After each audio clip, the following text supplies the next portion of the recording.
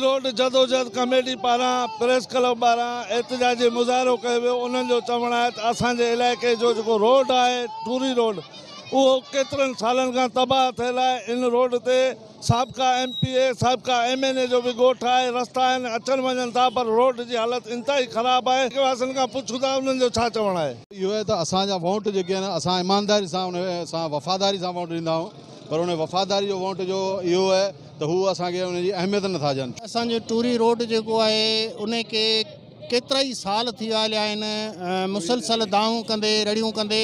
सो inch ते आवाम हिते जा रोड रस्ता तबाह लॻिया।